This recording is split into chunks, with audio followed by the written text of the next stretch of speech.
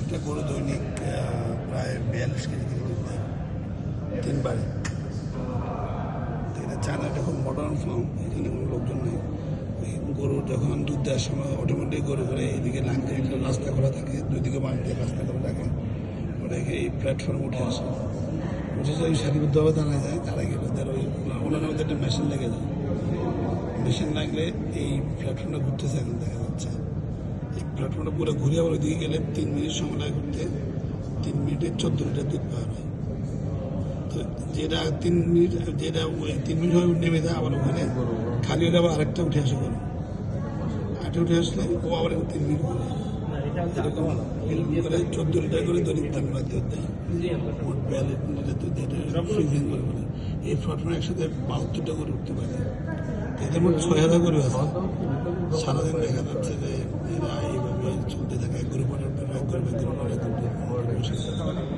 খুব সুন্দর liquid milk এখান থেকে পাইপগুলোর মাধ্যমে পাইপ দেখা যাচ্ছে। এই পাইপ এগুলোর মাধ্যমে চিলিং সেন্টারে চলে যায়। ওখানে চিলিং সেন্টার মানে ঠান্ডা ঘর, ওখানে 4 ডিগ্রি নিচে টেম্পারেচার ওরা মেনটেন করে। এটা বড় সাইলের মতো আছে, ওখান দুধগুলো জমা হয়। আবার ফ্যাক্টরিগুলো ওখান থেকে গাড়ি দিয়ে পাইপ দিয়ে নিয়ে যায়। আমরা এই যে গ্লাসের ভিতর থেকে দেখতেছি, এটা ওদের কাছে যাওয়ার হাইজেনিক কারণে যাইতে দেয় না আর কি। আমরা বাড়ি থেকে দেখতেছি, আমরা এই ঘর থেকে দেখতেছি, আমরা এই ঘর থেকে দেখতেছি। আমরা এবার অনেকে আসছি এখানে, 14-15 একসাথে আসছি। থাইল্যান্ড থেকে আসছে, সিঙ্গাপুর থেকে আসছে, মালয়েশিয়া থেকে আসছে। এটা অনেক উন্নত করছে আর কি, ওটা আমাদের দেখাতে আসছে, চায়না আমরা অনেক উন্নত করছি। এই প্ল্যাটফর্মে ঘুরে দুধ দেয়, কোনো লোক নাই, জানা কিচ্ছু নেই, অটোমেটিক্যালি ওই লাস্ট মাথা দেওয়া দুধ হয়ে গেলে সে মানে দুধ হয়ে 14 লিটার হয়ে গেলে মোটামুটি দুধের ওলান নরম হয়ে গেলে মেশিনটা অটোমেটিক পড়ে যায়, তখন ও বেড়ে যায় গরুটা।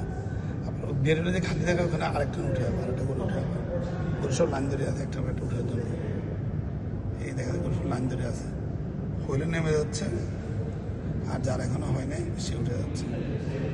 খুব সুন্দর, মানে ওরা সব কিছু জানে, এরকম একটা সিস্টেম আছে ওখানে। গ্লাসের রিফ্রেশার দেখা যাচ্ছে না, দেখে চেষ্টা করে দেখা লাইটের রিফ্রেশার দেখা যাচ্ছে না, একটা নামে একটা উঠে এরকম ওই জায়গাটা দেখা যাচ্ছে না, দেখলে আপনি। Anyway, so this is very scientific. Thank you. আপনার ইনশাল্লাহ আসলে একবার দেখাতে পারবো। ফ্যামিলি মেম্বারকে মিস করতেছি, আমি সবাই জন্য গ্রুপ কল দিয়েছিলাম, ভিডিও কল দেখানোর জন্য। তো আর্লি মর্নিং সবাই ঘুমাচ্ছে। দোয়া রেখে আমরা ভালো আছি ইনশাল্লাহ। আমি ইনশাল্লাহ বৃহস্পতিবারের সন্ধ্যায় ঢাকা নাম্বার, দুপুরে ঢাকা নাম্বার ইনশাল্লাহ। আসসালামু আলাইকুম রহমতুল্লাহ বরকাত। আমরা আমাদের জুমার নামাজ পড়বো আজকে ইনশাল্লাহ একটু করে। আসসালামু আলাইকুম। মা দাঁতের অবস্থা থেকে আল্লাহ খবর নেবে আমি ইনশাল্লাহ। আসসালামু আলাইকুম।